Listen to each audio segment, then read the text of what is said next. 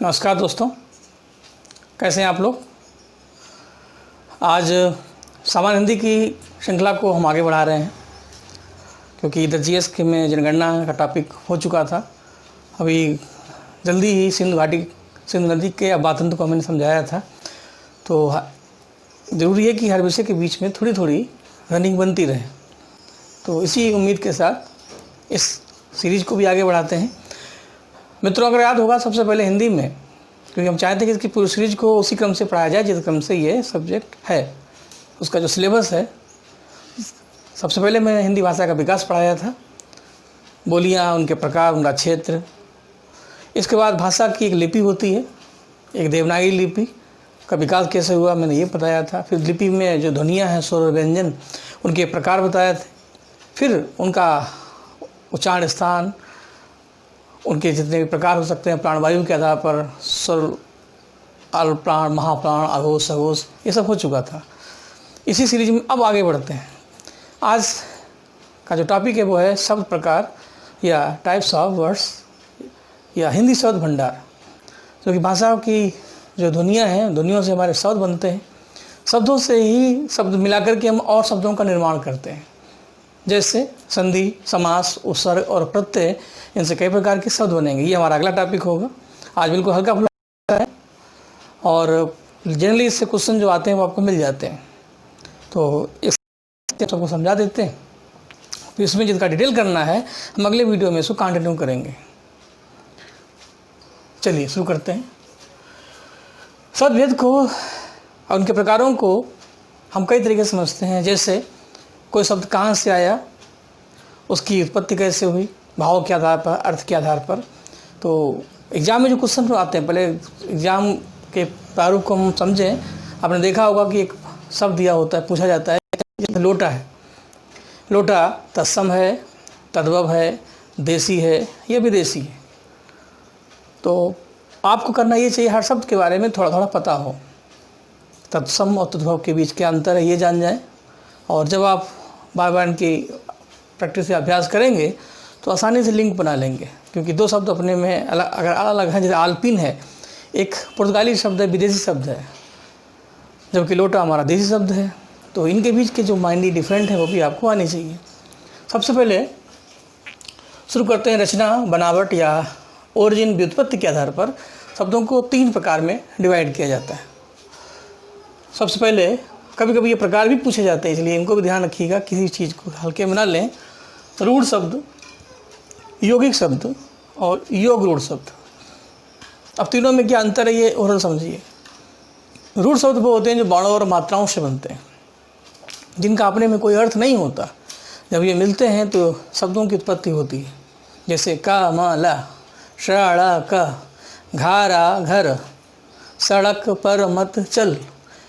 जो छोटे छोटे बच्चे हैं जिनको भाषा का विकास ज्ञान कराया जाता है, ऐसे ही शब्दों को मिला करके वो बाणों को मिला करके शब्द बनाते हैं। फिर उनमें मात्राएं लगाते हैं, जैसे घड़ी, जैसे मेज, कुर्सी। ये सब आपके रूढ़ शब्द हुए। यानी ये वर्णों और मात्राओं से मिल के बनते हैं। इनका अपने में अर्थ नहीं होता, लेकिन जो शब्द बनता है उसका एक अपना अर्थ होता है। क्योंकि का शब्द एक ध्वनि है। का से कबूतर भी हो सकता है, का से कमला पसंद भी हो सकता है, का से कन्हैया भी हो सकता है। का है। यौगिक शब्द दो शब्दों से बनने वाले शब्द हैं जो एक ही भाषा के लगभग होते हैं, और हर शब्द का अपना अर्थ होता है। और जो शब्द बनता है उसका एक अपना अलग अर्थ होता है। जैसे विद्यालय, विद्याधन आलय बराबर विद्यालय। जैसे सुरेश, सुरधन ईस। ये ध्यान रखना है आप, क्योंकि आगे के कई लेसन हैं, तो ये लेसन उनके लिए एक प्लेटफार्म भी तैयार करेगा। तो संधि, समास, उपसर्ग और प्रत्यय से जो शब्द बनते हैं वो यौगिक ही होते हैं, क्योंकि ये संयुक्त शब्द हैं, ये दो शब्दों से मिलकर बनते हैं। बस बहुब्री समास में ध्यान रखना है कि उससे जो शब्द बनते हैं वो योगरूढ़ शब्द होते हैं।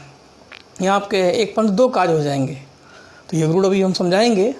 तो संधि के जितने भी उदाहरण हैं, चाहे गुण संधि हो रमेश, चाहे वृष संधि हो तथा, चाहे आयादी संधि हो नयन, समास में चाहे वो द्वंद्व समास हो चाहे द्विगु समास हो, जैसे राजपुत्र, राजा का पुत्र। तो इस आधार पर यौगिक शब्द दो शब्दों से बनते हैं और हर उस शब्द का अपना एक सामान्य व्यवहारिक अर्थ होता है। यहाँ ये भी ध्यान रखना है। विद्यालय का अर्थ वो स्थान जहाँ विद्या का स्थान है, देवालय जहाँ देवता का स्थान है। तो हर उस शब्द का अपना वही अर्थ है जो वो प्रतीत करता है। लेकिन योगरूढ़ शब्द में, योगी शब्द में अंतर ये होता है कि योगरूढ़ शब्द में साधारण अर्थ के स्थान पर लाक्षणिक अर्थ या अन्य अर्थ का बोध होता है। इसमें जो दिखता है वो होता नहीं, जो होता है वो दिखता नहीं। और इसकी सबसे बड़ी पहचान है बहुब्री समाज से बनने वाले शब्द। बहुब्री समाज में क्या होता है, वहाँ लाक्षणिक अर्थ होता है और सामान्य अर्थ से एक नया अर्थ निकालते हैं। जैसे पीताम्बर शब्द है, पीत यानी पीला, अंबर यानी वस्त्र, दोनों का अपना अर्थ है लेकिन मिलता है तो बनता है पीताम्बर। पीले हैं वस्त्र जिनके अर्थात कृष्ण के, श्वेताम्बर सफ़ेद हैं वस्त्र जिनके अर्थात सरस्वती जी, दशानन 10 हैं सिर जिनके अर्थात रावण योगरूढ़। तो जहाँ थर्ड मीनिंग होता है वहाँ योगरूढ़ होता है, यानी और जहाँ व्यवहारिक अर्थ होता है वो यौगिक। तीनों को वन लाइनर एक सरसी निकाल समझा देते हैं।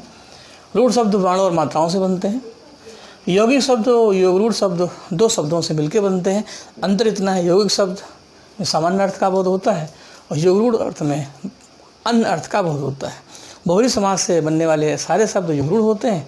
इसके अलावा संधि, समास, उपसर्ग प्रत्यय से बनने वाले शब्द यौगिक होते हैं।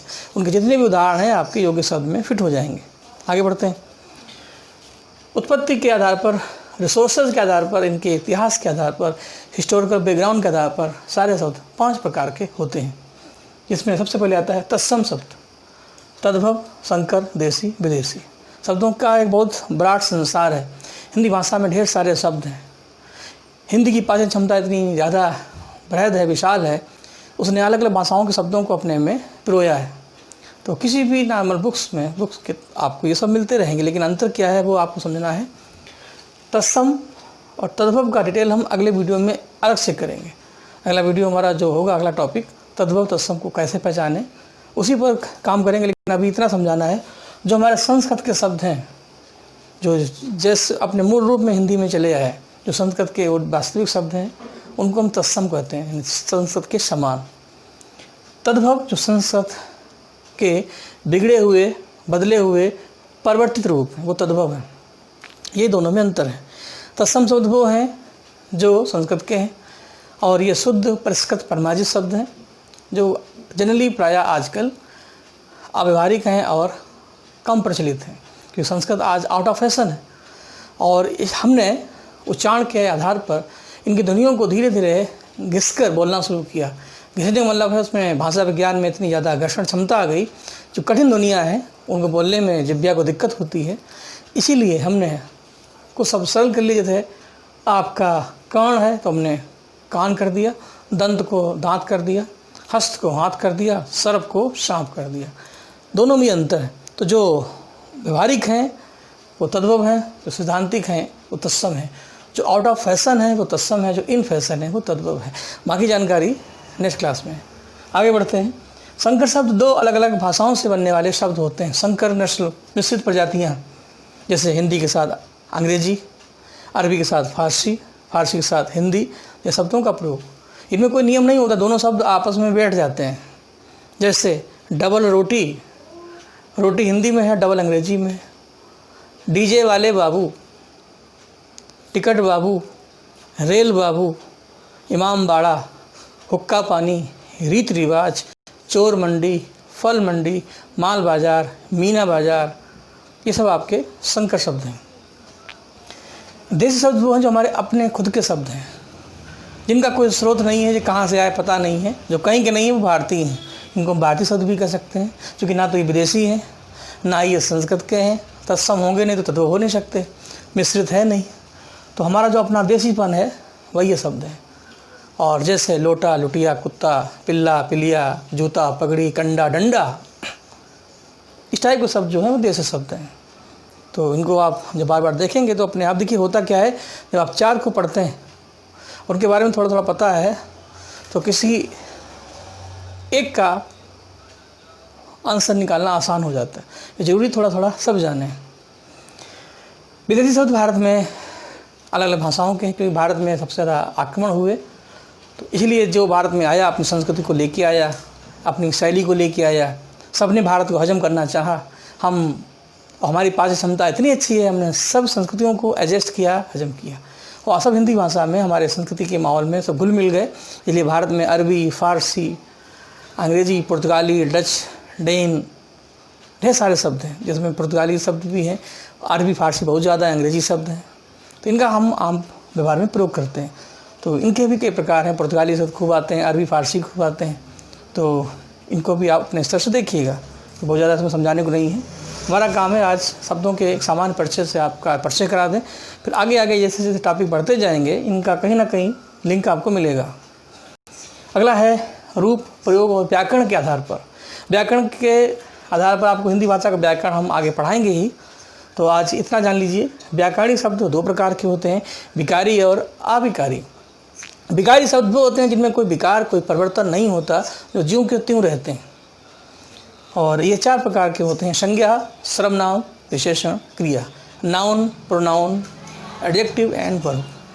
तो संज्ञा सर्वनाम को चूँकि आगे पढ़ाना ही है, बाकी जो बच जाते हैं वो अविकारी हैं। इनसे क्वेश्चन इस तरीके से आ सकता है कि कौन सा शब्द विकारी है या कौन सा शब्द विकारी नहीं है। अविकारी शब्द को अव्यय शब्द भी कहते हैं कि उनमें नो चेंज, कोई परिवर्तन नहीं होता। सबसे महत्वपूर्ण है क्रिया विशेषण, समुच्चय बोधक, समन्वय बोधक, विस्मयादि बोधक। ये सारे शब्द आपके अविकारी हैं। और आगे बढ़ते हैं। अर्थ के आधार पर, भाव के आधार पर, सेंस के आधार पर शब्दों को हम 5 हिस्सों में डिवाइड करते हैं, और एकार्थी जिनका सिंगल मीनिंग होता है, जिनका डबल मीनिंग नहीं होता, और इस आधार पर वो एकार्थ शब्द होंगे। कई शब्द होते हैं जिनके कई मीनिंग होते हैं, जैसे एकार्थ शब्द में जैसे मेरा ही नाम सुनील है, तो उसका एक ही अर्थ है, गहरा नीला। लेकिन अनेकार्थी एक के साथ 2 अर्थ होते हैं, जैसे हार, हार का मतलब हारना भी होता है, हार का मतलब फूलों का हार भी होता है। इस आधार पर जो डबल अर्थ हैं उनको अनेकार्थी शब्द बोलते हैं। पर्यायवाची विलोम से आप परिचित ही हैं, इनको आपको पढ़ना भी है, जिनको हम पढ़ा नहीं सकते, या बार बार बीच बीच में उनको चेक करते रहें। समरूप भिन्नार्थक शब्द का मतलब होता है देखने में एक जैसे हैं, सेंस अलग अलग होता है, जैसे अनल, अनिल, अनल हुआ, अनिल हुआ, ग्रह, ग्रह, इस टाइप के शब्द आपके एग्जाम में आते रहते हैं। आगे बढ़ते हैं।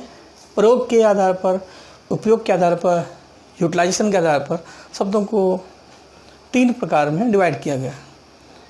जैसे सामान्य शब्द, जो व्यवहारिक शब्द हमारे होते हैं, प्रैक्टिकल शब्द, उनको सामान्य कहते हैं, जिनका अपना सामान्य अर्थ होता है। रोज़मर्रा के जितने भी शब्द हैं, जैसे आपका अखबार है, अब वो चाहे अरबी हो चाहे फारसी, उससे मतलब नहीं। जैसे ताला है, जैसे चाय है, जैसे जूता है, जैसे रोटी है, ये सामान्य शब्द हैं।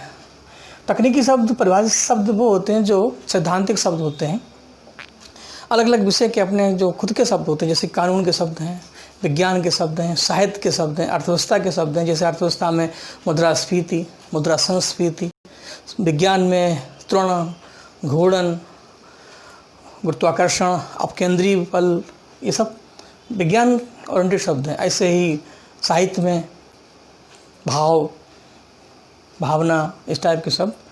हाँ, अर्ध तकनीकी शब्द या अर्ध परिभाषित शब्द वो होते हैं जो तकनीकी भी होते हैं और व्यवहारिक होते हैं, यानी इन दोनों को मिला दें तो अर्ध तकनीकी तैयार हो जाता है, जो है तो तकनीकी, लेकिन आम व्यवहार में भी उनका हम प्रयोग करते हैं, यानी ये मल्टीपल होते हैं, 2 तरीके से यूज होते हैं।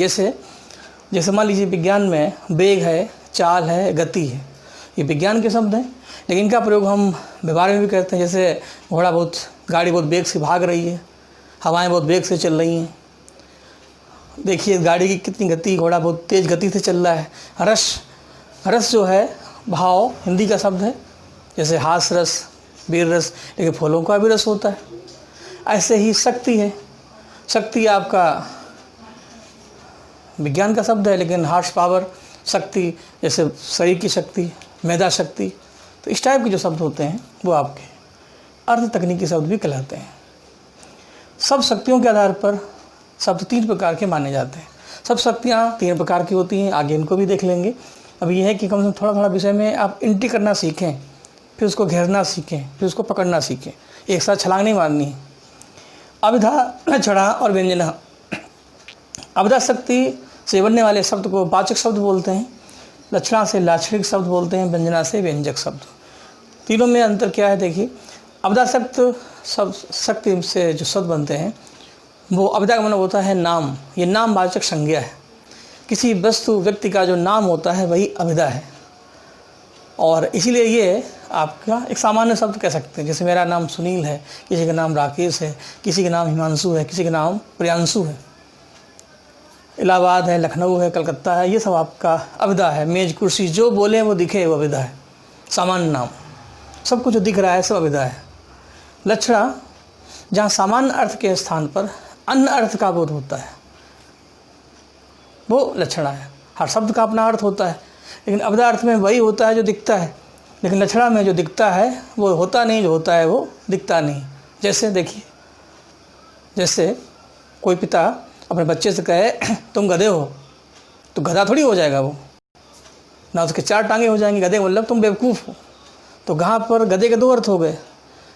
अगर पुलिस आ जाए तो वो एक व्यक्ति चौकन्ना हो जाए तो आप कहेंगे देखो वो चौकन्ना हो गया। चौकन्ना मतलब नहीं उसके 4 कान हो गए, यहाँ चौकन्ना मतलब होगा सावधान हो गया।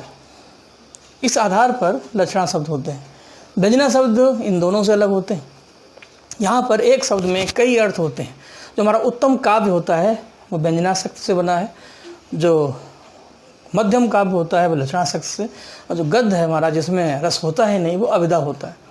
व्यंजना शक्ति का प्रयोग सबसे ज़्यादा बिहारी ने किया, जहाँ पर भाव प्रधान काव्य रचा गया। 2 पंक्तियों में उन्होंने ढेर सारे भाव भर दिए। जैसे धीरे धीरे रे मना धीरे सब कुछ होए, माली सींचे 100 घड़ा जब ऋतु तफल होए। इस टाइप के जो शब्द हैं वो व्यंजना है। नहीं पराग नहीं मधुर मधु नहीं विकास यही काल, अली कली ही सो विद्यो आगे कौन हबर। इस दोहे की आप व्याख्या करेंगे तो ढेर सारे अर्थ इसके अंदर आपको घूमते टहलते मिलेंगे। और चलते चलते अन्य प्रकार में कुछ शब्द और भी हैं जो कभी कभी पूछे जाते हैं। जैसे रणन शब्द पशु पक्षियों की जो आवाज़ें हैं, बच्चों की जो आवाज़ें हैं, जैसे गुनगुनाना, घिघियाना, फुहारना, दहाड़ना, मिमियाना और फुहारना, ये सब आपके रणन शब्द हैं। क्या है पता नहीं चलता कि कुत्ता बोलता है भौं भौं, हम लोगों ने भी पता कि क्या बोलता है, उसकी अपनी भी अपनी भाषा है, लेकिन उनका अपना एक अर्थ होता है कि खग जाने खग की भाषा। तो भौं भौं करना, मिमियाना, टर्राना, ये सब आपके रणन शब्द हैं। अनुकरण का मतलब होता है फॉलो करना। कोई शब्द 2 बार जब आता है लगातार तो वो अनुकरण शब्द होता है, और इसी से अनुकरणात्मक क्रिया भी बनती है। जैसे टम टमाना, तम तमाना, पिल पिलाना, खिल खिलाना, तप तपाना, तम तमाना, हिन हिनाना। हिनाना रणन में भी आएगा, अनुकरण में भी आएगा। फिर हिन हिन 2 बार आया है। क्वेश्चन इसमें कैसे आ सकता है, निम्नलिखित में से कौन शब्द अनुकरणात्मक शब्द नहीं है। तो पहला है तम तमाना, दूसरा है थप थपाना, तीसरा है खटखटाना, चौथा है चिल्लाना। तो चिल्लाना आपका सामान्य शब्द है। पुनरुक्त का मतलब होता है 2 बार आना। एक शब्द 2 बार आता है। आगे जब व्याकरण पढ़ाएंगे तो इस पर हम थोड़ा और काम करेंगे। अनुकरणात्मक शब्द का प्रयोग क्रिया में होता है। पुनरुक्त शब्द से जो शब्द बनते हैं उनका प्रयोग क्रिया विशेषण में होता है। एडवर्ब के रूप में इसका प्रयोग करते हैं। जैसे धीरे धीरे, हौले हौले, हंसते हंसते, गाते गाते, मार मार के, पी पी के, खा खा के, लेट लाट के, रो धो के, ये सारे शब्द आपके पुनरुक्त हैं। जैसे वो खाना खाकर स्कूल गया, वो मार मार के भाग गया, वो पी पी के लाल हो गया, वो खा खा के बेहोश हो गया। तो ये शब्द पुनरुक्त हैं। उस वाक्य में ये एडवर्ब यानी क्रिया विशेषण का काम करते हैं। समास पढ़ाते समय भी इसकी जरूरत पड़ेगी। अव्ययभाव समास में पुनरुक्त शब्दों का प्रयोग होता है। जैसे वो मैदान में बीचों बीच गिरा, लोगों ने इसको हाथों हाथ उठाया। तो आगे के जो भी लेसन होंगे, व्याकरण हुआ, संधि समास, इन सब में सबकी जरूरत पड़ने वाली है। तो आपका काम इतना है, इनके बीच के जो डिफरेंट है हमने समझा दिए। तत्सम पर हम अगली बार काम करेंगे। हिंदी का अगला जो टॉपिक होगा यही होगा। बाकी व्याकरण को हमें पढ़ाना ही है, ये भी हो जाएगा। और जब वो पढ़ाएंगे तो पुनरुक्त शब्द भी हम आपको पढ़ाएंगे। जब अव्ययभाव समास पढ़ाएंगे तो जहाँ जहाँ गुंजाइश है कॉन्सेप्ट समझाने की वो हमें पता है, हम अपना काम ईमानदारी से करेंगे। आप भी अपना काम ईमानदारी से करें, जहाँ भी हो अपना ध्यान रखें, चीज़ों को समझें और लोगों को आगे बढ़ाएं। और बाकी जब क्लास शुरू होंगे तो बाकी काम चलता रहेगा। बहुत जल्दी हम चाहते हैं कि स्वतंत्रता संग्राम पर हम आ जाएं। बाकी भूगोल की सीरीज चल रही है, तो बहुत जल्दी हम चाहते हैं कि इन स्टिकल पर भी काम करें, जिससे हर विषय से आपका एक लिंक बन जाए। और इसी उम्मीद के साथ आगे मिलते हैं। अपना ध्यान रखें। नमस्कार।